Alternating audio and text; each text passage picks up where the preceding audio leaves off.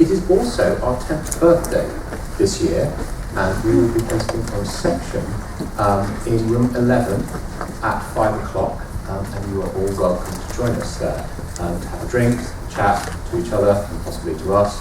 And we will be speaking briefly about our 10th birthday, and also we have, in common with several other organisations in the last 24 hours, we have a couple of awards to hand out. This one to people who have been, in our view, very influential in the wine industry around the world over the past 10 years, so I commend that to you. Finally, there is a handout on your table in front of you, which has got lots of coloured bubbles on it. This will become more meaningful and apparent to you as this session wears on. This afternoon, my job is actually primarily to get out of the way as quickly as possible. I'm here principally to introduce the session, but to also just give you a brief background on branding and how consumers interact with brands.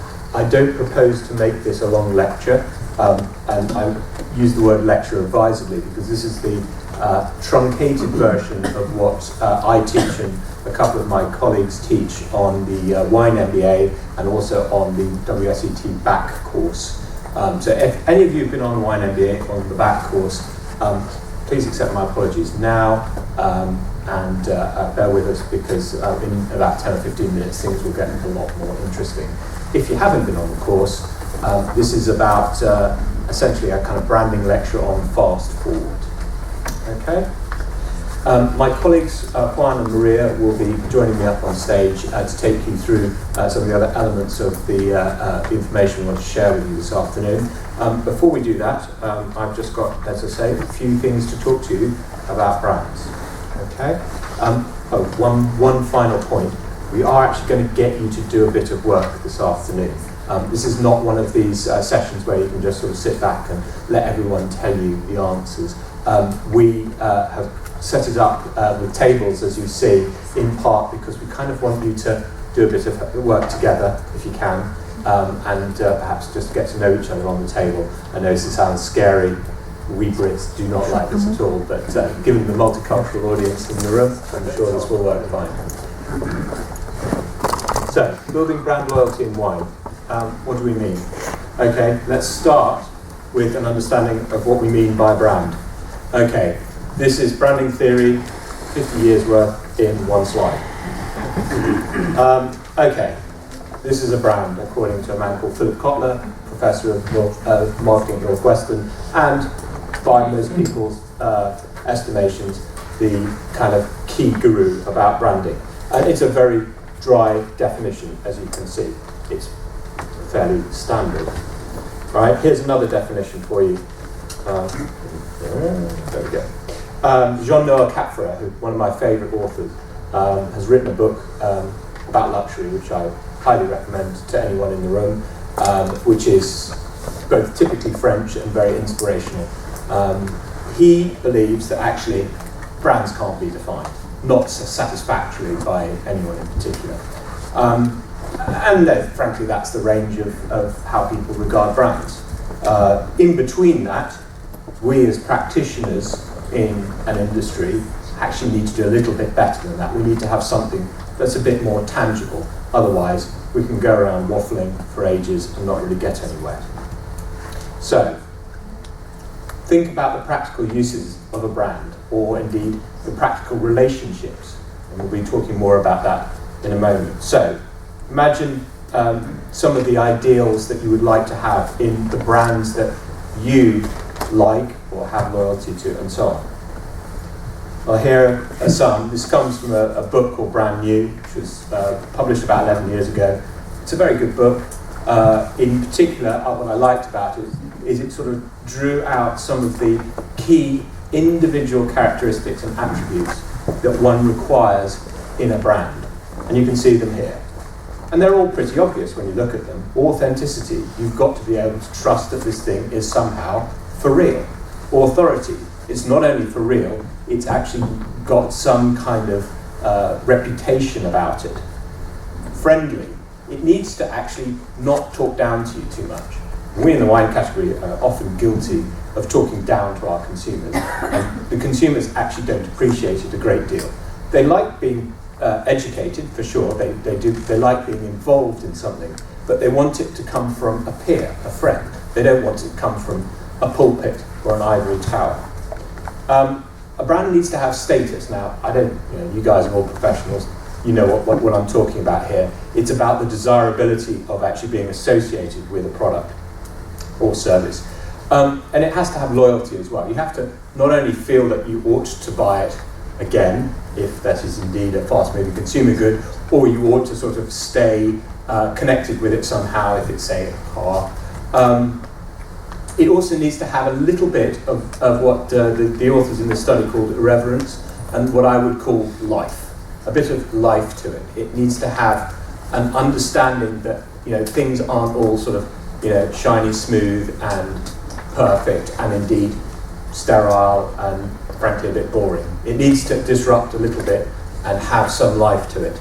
And finally, and this is something that since the book was written actually has become really quite a key element of branding, it needs to have a conscience.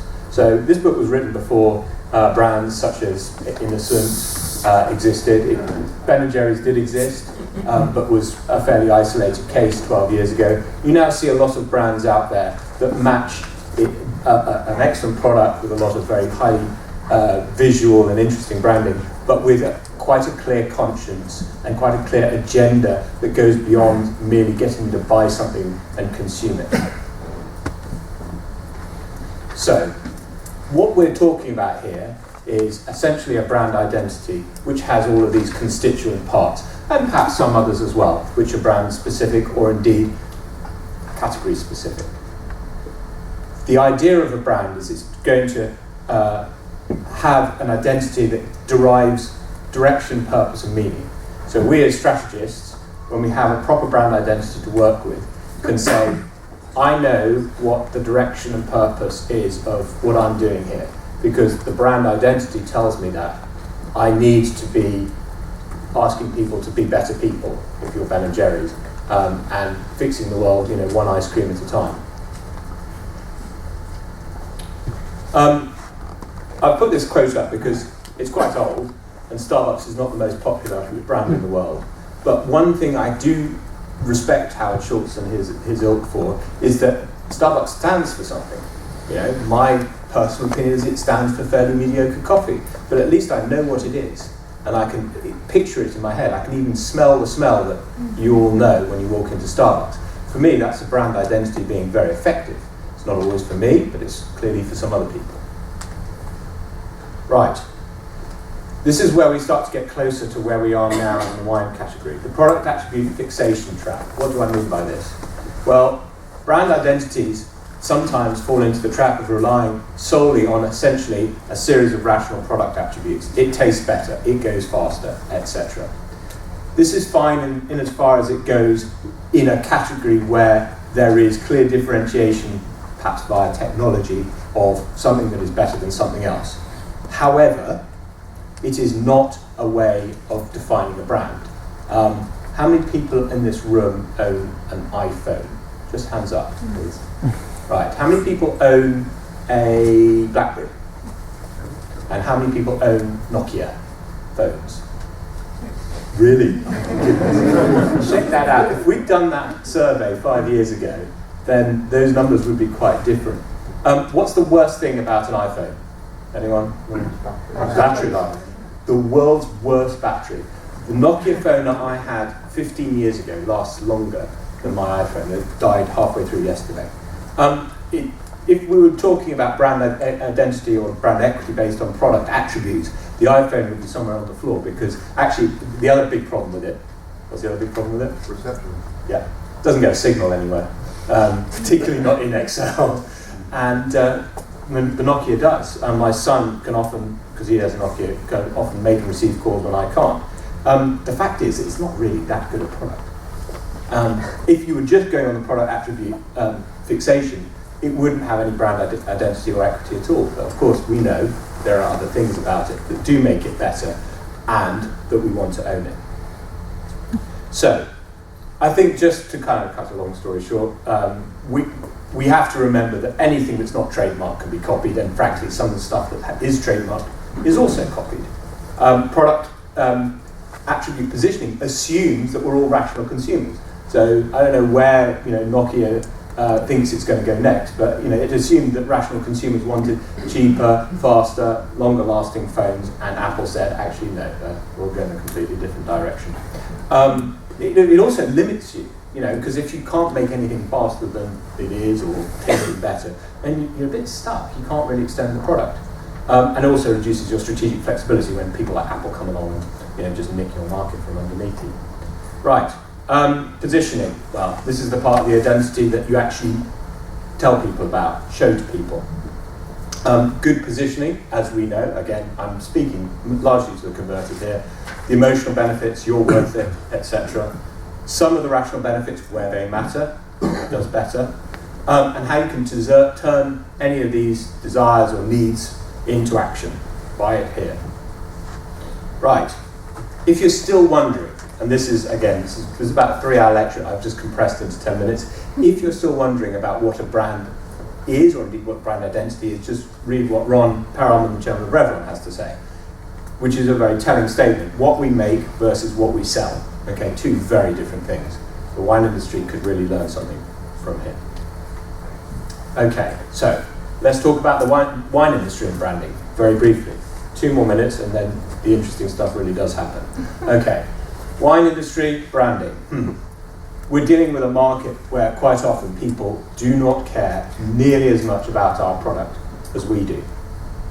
And I would challenge anyone in the room to give me a better example of nobody cares when you're walking in the supermarket and you see people piling stuff into their baskets because it's cheap, not because they love it. Okay, so do people really care about wine? And are we just kidding ourselves? Now, of course, we all have anecdotal evidence and indeed some consumer quantitative evidence to suggest that people do, in fact, care. But the question is, what do they care about? That will be something that Juan answers us in a minute. But a bit more of the theory before we go there. If we need to scale our brand ambitions in wine to trying to solve the problems that wine gives us to solve, it's really about kind of getting the customer to notice you and feel somehow reassured by you and getting him or her to remember you. Simple stuff. We're not trying to take people to a different place like McDonald's or Coca-Cola or BMW. We're just trying to get people to remember that we exist. We have, as a category, 4 hideous complexities to deal with that do not affect people who make soft drinks or indeed fast cars. We've got category complexity. Anyone who's been at any of the show seminars so far at London Wine Fair will have heard this time and time again. The wall of wine, it's very scary. The social complexity about how wine gets used in the environment in which it is consumed. It's never, or hardly ever, a drink that you drink on your own. It's a drink that you're either drinking with your other half or with your intimate circle of friends, or indeed with a broader circle of people. It has a role to play, and that's complexifies the buying process. There's obviously at the attribute level a ton of variability in terms of the style, varietals, colours, and origins that you could buy from. And then finally, there's the situational complexity. Different occasions present themselves. You're not always using the product in the same way at the same time. Right, so a very brief hypothetical example. We have some people here who have done some collages in a focus group, and they're trying to describe how they feel about wine in general. And what we've done is we've kind of labelled them up. We've got quirky there in the middle, adventurous, and supportive. So that's, in this instance, it's a female group that we identified, kind of middle-income children, who kind of want a little bit more out of life than what they're currently getting. So they're probably stuck into a fairly serious grind where they have a day job and then they have an evening and probably a night and then a morning job with the children and the household and so on. And they just want to kind of break out of that every so often. So they have a need to discover, but in a sort of safe, supportive, and quite frankly not expensive way.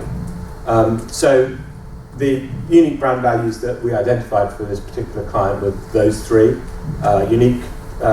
quirky, supportive, and adventurous. And there was a core brand benefit that came out of that, and there was positioning that came out of that as well. This is quite anodyne stuff. I agree. It's not necessarily going to change the world, but it's an important process to go through when you're thinking about what it is that your brand could do and how to communicate it. So the question for you before we move on, and you can discuss it or just write down the answer. What is the most successful brand in the UK wine market today? So that's question one. Question two is, what? Blossom Hill. You are allowed to name your own company, but you will have to justify the answer. Okay, so I'm going to give you about a minute to think about that. I'm going to probably call upon someone, or maybe ask someone to put up their hand and give us a suggested answer. So what is the most successful wine brand in the UK market right now? What do you define by successful? Well, that's up to you. It's up to you. And partly I'm going to ask that with the why question. So success is what? There we go. Well, two quite different things, quite often. What else could define success? Just while we're on that. Yeah. As much as we'd like to admit it, it's actually in the wine category whether someone can actually remember who you are. I would say brands. Longevity. Being able to stick it out over a period of time, given a retail environment. That's another one. Okay, shouts for what the most successful brand is in the UK right now. Okay, why would you say that? Volume, reputation, consistency. Okay, yep, and those are all brand attributes that fit perfectly. They also have some of those scales that we talked about: authenticity. Some degree of friendliness. They've had an advertising campaign which was about friends. So yeah, okay, fair enough. Any offers on? Probably would say maybe Moet Chandon, because when they push a button, they think 360 degrees, and it's not only one thing they are pushing for. They're pushing for several things at the same time, and usually in wine, it's like you're only thinking one thing at a time, which is wrong in a long-term perspective. I think Moet Chandon, they think in everything. Yeah. Well, you've made two excellent points that are ones on my list, which is about consistency, about long-term thinking, and all about thinking about sort of stuff from a number of angles, not just one. Yeah. Which if you're Moet Chandon, you can do. You've got a big budget to do it. Could I be slightly controversial and say, for us, we're all talking about brands that exist like Moet, Death Creek. For the consumer, it's de facto brands often. So Pinot Grigio is a brand. Yeah, I would say Pinot Grigio is probably one of the most successful brands here in the UK right now. But I suppose the question is who controls that and what values does it have? At the moment, it's probably friendly because it's sort of the thing you buy when you're with your friend in the pub. Yeah. Anything else? I don't know. Okay. Go for it. Yeah, I'd say Cloudy Bay because it started a trend. It opened up a particular sort of almost a category or a country in a sense. But otherwise, you could always say there aren't any. Well, I could throw that back at you and say New Zealand Sauvignon Blanc. What an excellent brand that is. Say it again. Tesco Finest. It's also a brand that kind of extends across a number of different areas. So its authenticity is actually simply that Tesco knows best, and Tesco's going to give you the best stuff, which hopefully it's still does. Right? Of course, you're not there. Any others? Okay. Right. We kind of just wanted to get you thinking, so that when Juan and Maria come along and talk to you, they're going to have a nice wide-awake audience. They're going to give them a lot of tough questions to answer. I will be coming back to you in about 20 minutes to talk very briefly to Robin Copestick of Copestick Murray, who has gone through this process to create a brand called iHeart, which has very recently, as in within the last couple of hours, won the runner-up award as Design of the Year in Drinks Business Awards. So congratulations, Robin.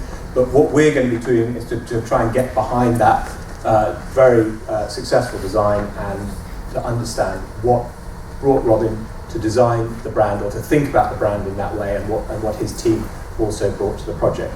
So I will now hand over to my colleague Juan, and who is going to talk to you about brand loyalty and consumers in the wine category. Thank you very much, and I'll see you shortly.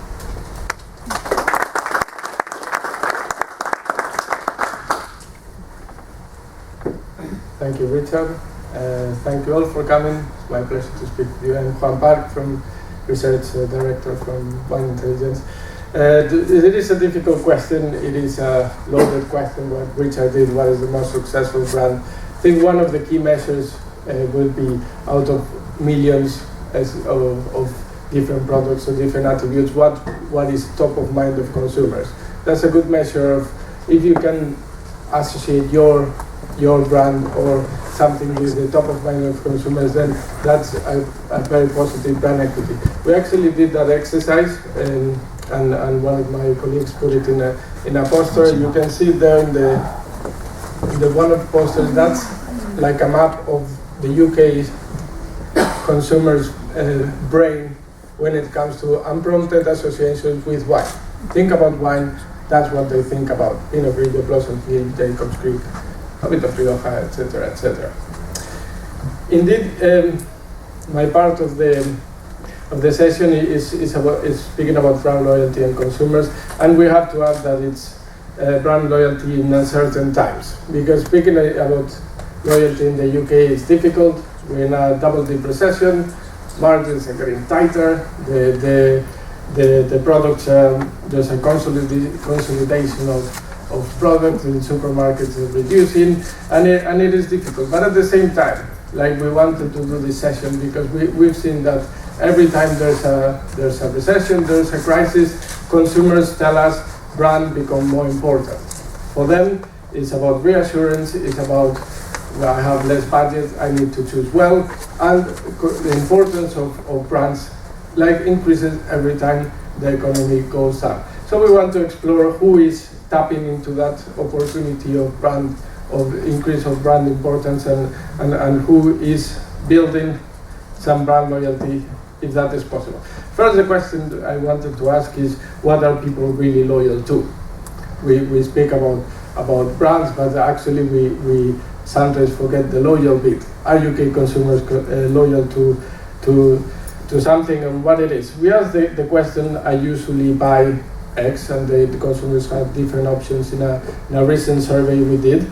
And we saw, for example, that 22% now, a fourth of UK wine consumers now are loyal to the supermarket's own label, Sainsbury's, Waitrose, Tesco, etc. And this is something that, of course, has risen, and that it's a new, and it looks like they have capitalized this slight raise of the importance on brands. Then country, 30% are loyal to the same country or the same region, meaning people are not really loyal to country or region. They can swap, they can exchange what they drink. Brand, in what we're thinking of producer brand, 35% say are loyal. They usually buy the same brand, which means again 65% will happily change whenever they can, whenever something is more interesting for them. So there is some brand loyalty, 1/3, but there's also a lot of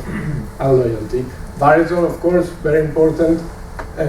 More than half of UK consumers say they usually buy from the same varietals, same set of varietals. So they will stick to Pinot Grigio, then they will buy the brand that is more affordable for them. Now in times of recession, price is very important. I've highlighted the 5 to 8, but it also saw that the category and the 5 is very important for the average consumers in the UK, and it's something that really they are loyal to, or in terms of repeated purchase. They purchase in the same brackets. And of course, well, what UK consumers are really usually buy is what is on promotion. So 73% buy what is in promotion. There is still a quarter that don't, but 3 out of 4 will buy whatever is in promotion. This is, we need to raise questions, is brand loyalty really possible? I think there are exceptions and there are examples, but now producers in the UK market with the current environment need to think very carefully. They need to position their brands carefully. They can use varietals as subcategories to attract more consumers, but the promotion, the importance of promotion is there. And really, it's like winning team. Put something on promotion, everybody's happy, everything is your friend. Not on promotion, then you really show who is loyal to your brand and who is loyal to promotion. At the end, we always speak that the same is not always the case for all type of consumers. This is true. Not all consumers. Some of you will be thinking, no, my consumers spend £30 on wine. They still do what is important. Some of you will recognize really this pattern of importance of promotion, and I think it's important to, more than ever now in the current situation, to say, okay, I cannot target everybody, few can, and I really need to position and I really need to focus on my target consumers and understand them very well. This is a map of portraits or consumer segments. We classify them here by age and then by involvement, by what's the interest in the category. We have the risk-averse youngsters, which are the youngest, but not very involved in the category, spend like under five pounds in a bottle of wine, drink every month or a couple of months. Then we have also a younger group who, on what we have, they are interested. They are 2.7, the generation tweeters. They are young, they don't know much about the category, but they want to make good choices, and they take price as a proxy. They want, if they don't know what to choose, at least they will expect the most expensive thing is the best one. Then we have the average consumer, which is what we call mainstream at homers. This is the consume at home. Average promotions is very important. Big brands do very well with them, and they are let's say the average consumer. They have a family. They drink wine once in a while at their homes. Up there we have adventurous connoisseurs, which is with 3 million, an interesting category because they do spend, they do drink very frequently, they do read blogs, they do visit websites, they do sometimes attend a course, and they are the consumers willing to learn more about wine and have more information. And then we have the 2 older groups, which are like at home, and they just drink a bit of wine once in a while, but they're not that interested in wine.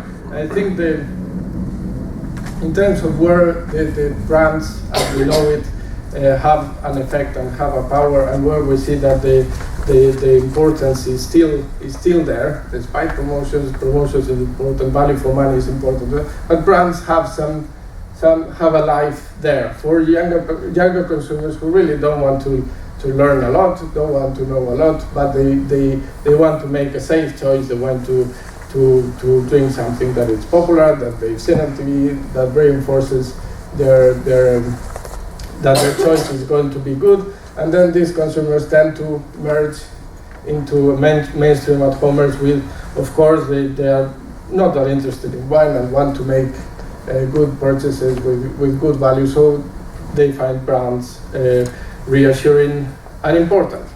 Then also we see that adventurous connoisseurs is very important for brands, because they don't see brands as brands. If they tell them a brand is it a brand something you should buy, they will say no, but they do consider producers, they do consider origin more than the others, and varietal, and we see that they do consume, they do know the market, they know the brands, and they consume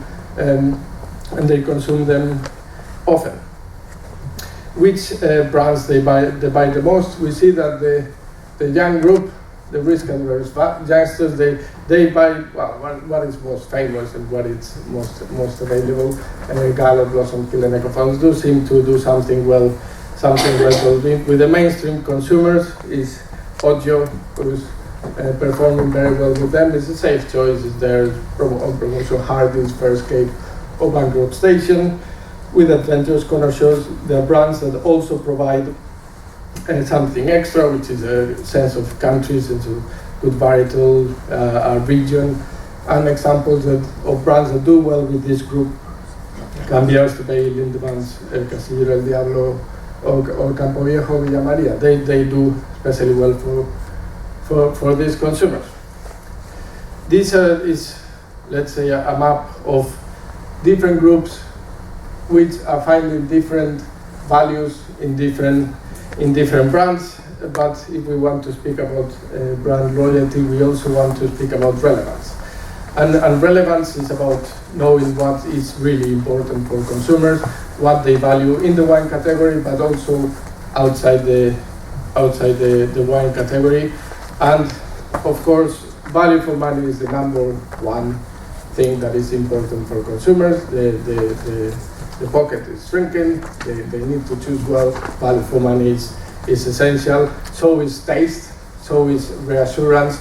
So is producers that haven't changed that much, that they know they're going to make a safe choice. But it's not always the same. If we are a promotional nation, as we saw before, and value for money is important. But when we want to build our brand with these consumers, we need to know that not all of them are in the same stage, not all of them have the same relationship with wine, not all of them have the same knowledge, and not all of them have the same attributes as important for them. For the mainstream, yes, reassurance and taste and origin is very important. They will spend not a lot on the supermarket. They want to know that what they buy is going to taste okay, it comes from an origin they trust. These consumers also are responsible, perhaps, that many brands in the supermarket look the same, because they don't want difference. If you put something different, they're not going to like it. They want reassurance and they want to know what they're drinking. A younger group, yes, yes, value for money, and yes, brands, and they're not willing to spend. But it's interesting for them that something that they really came through as different is that they want wines that bring back nice memories, which could be interpreted two ways, and brand owners can tap into them two ways, because now they are learning, they are entering the category, and they're buying new and different things, but also they don't want to be too absurd with the detail. They want something that brings to them nice memories. We've seen earlier this morning in the neuromarketing session that consumers can associate brands with totally different things. It doesn't need to be the product attribute. It can be the wine they drank with the first date or things like that. So that really we need to see for this group outside the wine category to see what is important and how we can make them associate our brand with something nice and something important for them. For the adventurous connoisseurs, it's about passion, and it's about the production. It's about the producer's passion, not about the production. And generation tweeters, the younger group who don't want to make bad choices and are willing to spend a bit more wine, they really tell us, I want a story behind the wine, and so I want something unusual. I want to differentiate myself, and I want something that is not marketed, is not you cannot see advertised. Perhaps it's natural, organic, and there are 2.7 million who really it's difficult to build brand loyalty with adverts and with big campaigns, but they will be loyal to brands that they feel are different or something special. And I think for the two groups in the economic crisis and recession can go two ways. Brand is more important than than it was before the recession, because people are tight. And yes, we see that larger groups want reassurance and want promotions and so on. But I think that there are still groups that search for something different. In recessions, not everything is trading down. There are categories, there are products that actually people are willing to spend more if they see the value. And something that happens with recession is that people are not very happy in their jobs, and normally if they have one, and sometimes they feel that they made the wrong choices, their job and commute is not very interesting, and they want to go back to something that is more meaningful for them. And here's where we can communicate the passion and the unusual wine. Then we have a chance to tap into these groups. I hope this made sense, and I hope we could see the importance of brands for different segments. We measure at the end. We think for a brand it's about awareness. This is the most important thing. To be recognized, you need to be purchased. Purchase and volume and selling is ultimately what we want to build. But we also need to build it through affinity for people to feel the wine is special and it's something for them at the emotional level, and hopefully this will build into a recommendation to friends and family, and you can build some brand equity model in this uncertain time. Now Maria will speak about communicating levels. Thank you very much.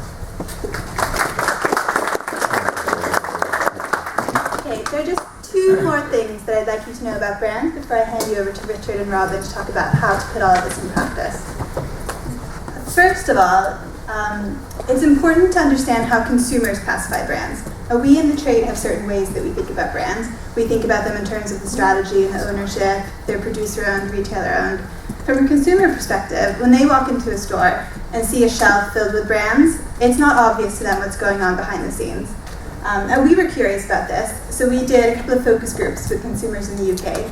We gave them a table full of bottles and asked them to group them in any way that made sense to them. And it was interesting to see how they did group them, and also interesting to see how they didn't group them. Firstly, in terms of how they did group them, really the driving factor was price perception and promotions. Consumers saw one group, which was brands that are always on promotion. So brands that they recognize as very frequently being on promotion in store. So one of the bottles they had in that group was Ogio, for example, in Tesco. Then they had another group in the middle, which was their mainstream brands that are at an accessible price, sometimes on promotion, but not always on promotion. Now for some consumers, they identified these as their standard familiar brands. For other consumers, these were the big mainstream brands or the TV brands that, because they're so marketed, are not appropriate for them. But for most of the consumers we talked to, they had that middle group somewhere in the mix. And then at the top, there was a more premium group, brands that are rarely on promotion. And this could be brands that they knew. It could also be brands that they didn't recognize, but for different reasons, they felt belonged in this higher end, more premium group. Now, in terms of how they didn't classify them, they didn't say, go back a second. They didn't put the retailer endorsed or the retailer branded wines in a separate group. Now, this is something that we've seen change over the past few years. Just 5 years ago, having a retailer endorsement was a very defining characteristic on a wine brand, something that consumers would notice and would use to separate those brands out from the more mainstream brands. When we did this research recently, the retailer brands got mixed in with the rest of the brands. So they could be in the high-end group, like this Waitrose brand here.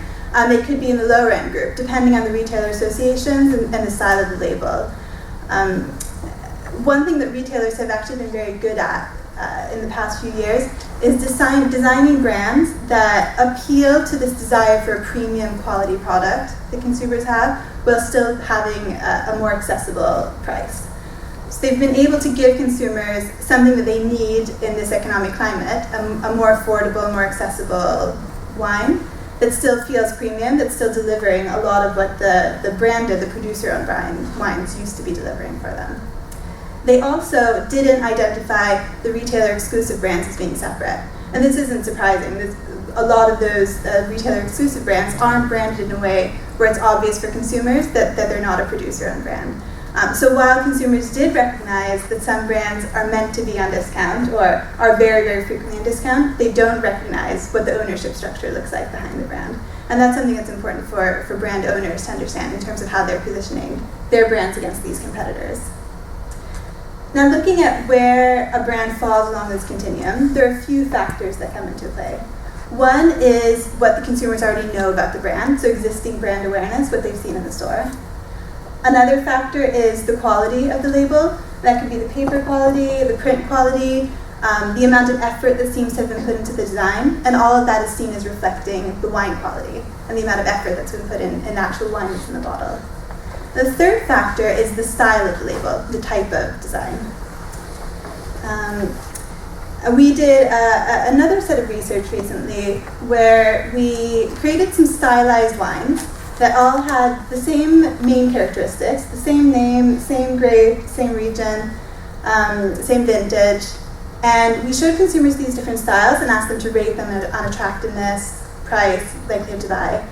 Traditional styles, like the one on the left, are consistently seen as having a higher price than more modern or more distinctive styles, especially with UK consumers. UK consumers tend to be especially conservative when it comes to label styles.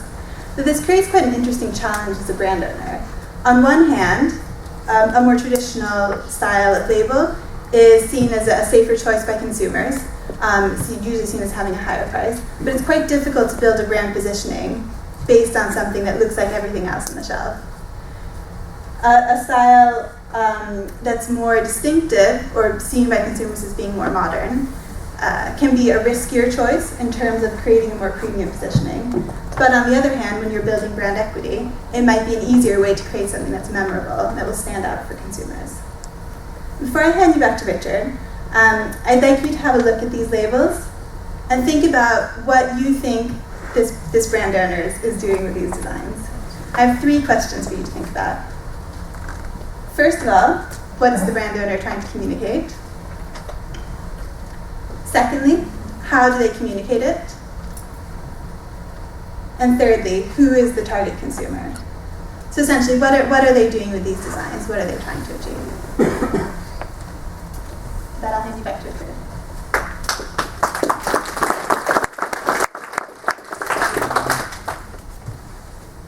So we have the answers to these 3 questions sitting just to my left. And I'm going to invite him now to come on to stage into our sort of Parkinson interview seat to help us get to the bottom of what Copestick Murray and Robin was thinking and where he would like to see the brand go as well. So will you join me in welcoming Robin Copestick to the stage? Thank you.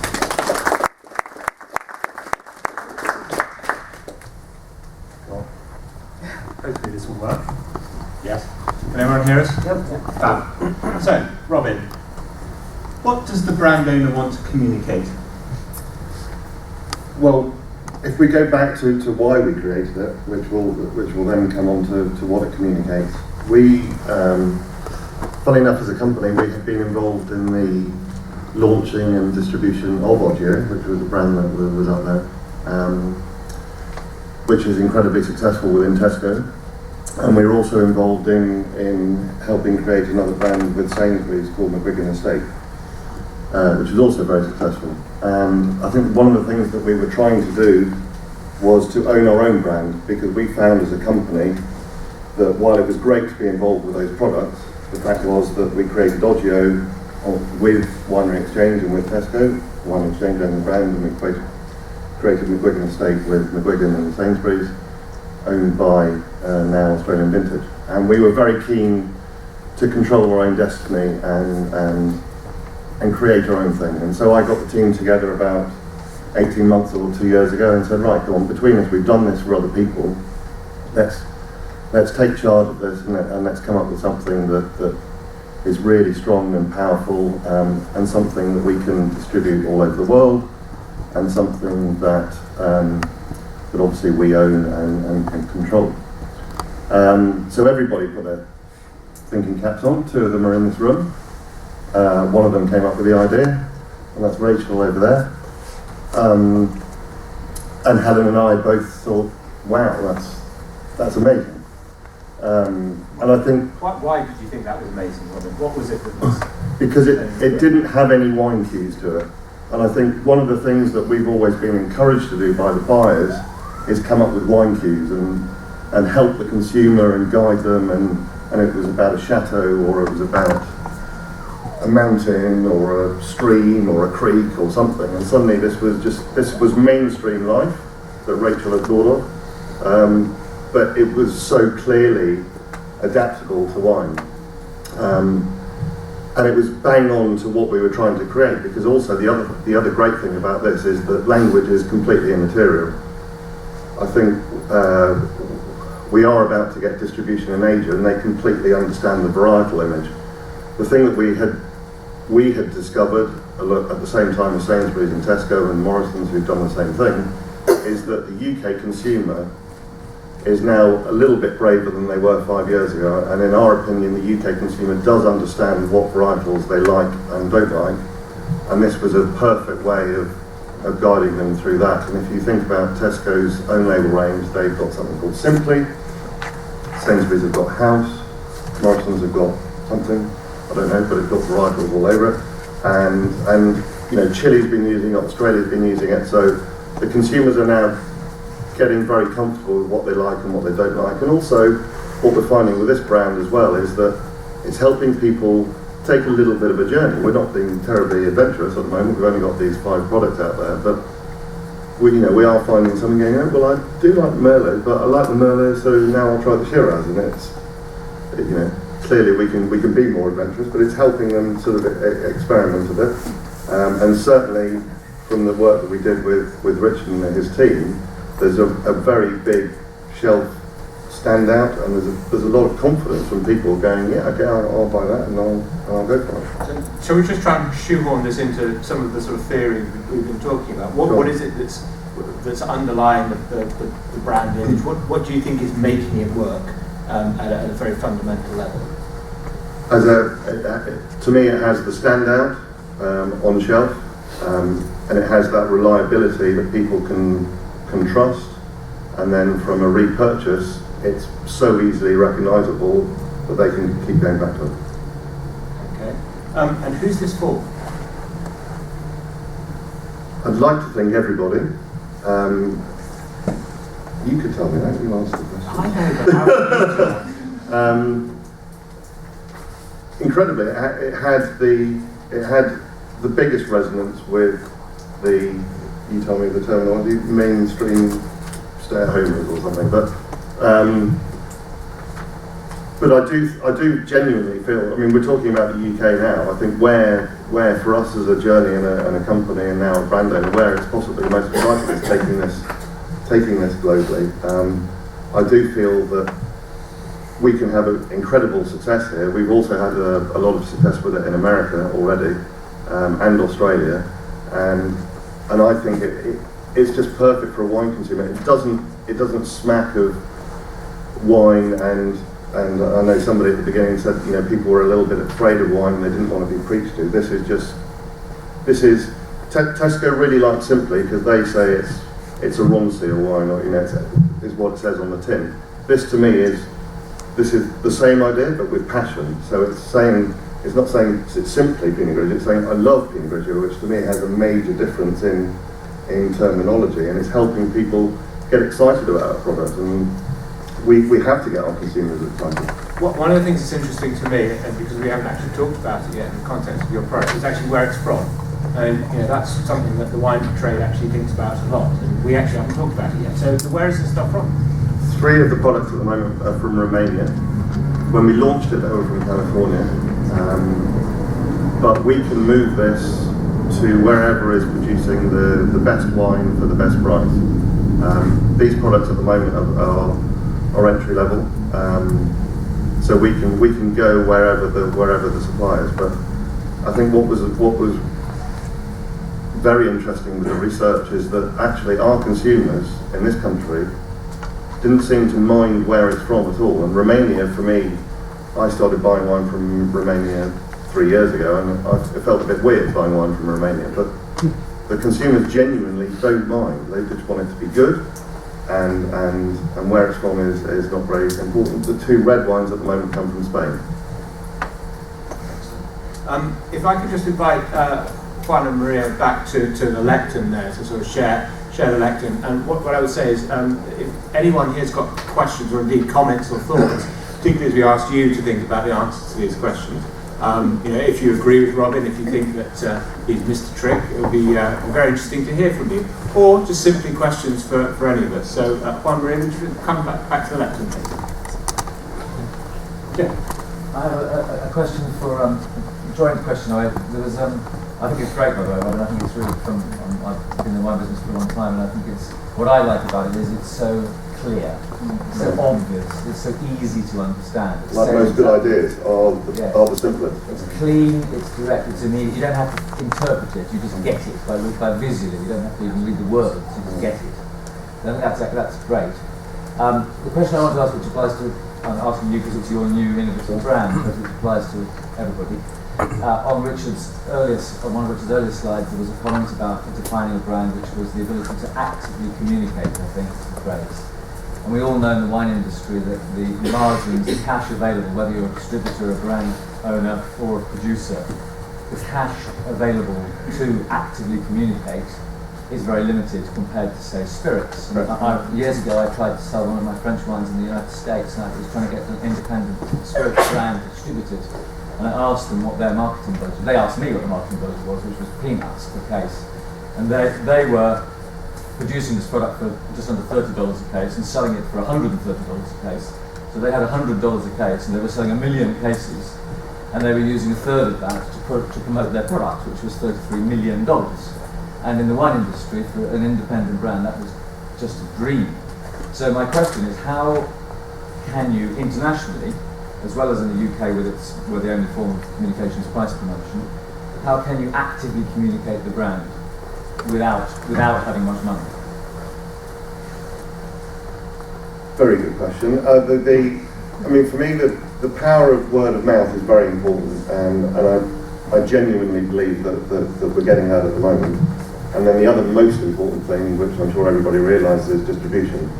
So we have picked up, I think we're in the region of 3,000 different distribution points in the UK, and it was launched in October, so that's pretty good.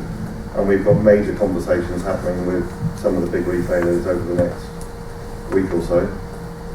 I don't think a product like this needs to be advertised. It just needs to be in very visible places all over the country.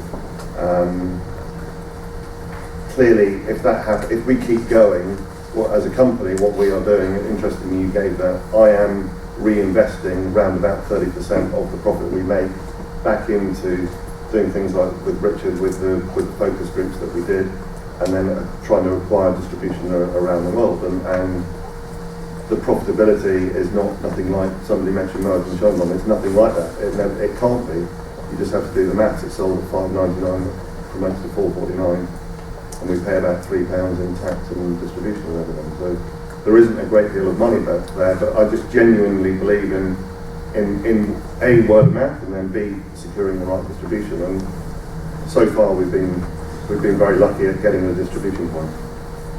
Other questions? Yes. It's half a mechanical question, but on your bottling, are you able to do in-country bottling and allow more of an open supply chain from what is available in the marketplace if you look at international markets? Absolutely, yeah. So the product at the moment that's sold in Australia is Australian.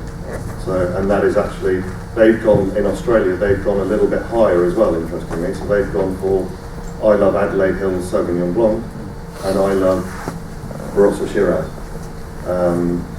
And you know, we're playing at this at the moment, but I do want to take it seriously. Obviously, if this keeps going, I'm going to need to have some quite significant conversations with people, but it could work. I think it could work really well in New Zealand, for example.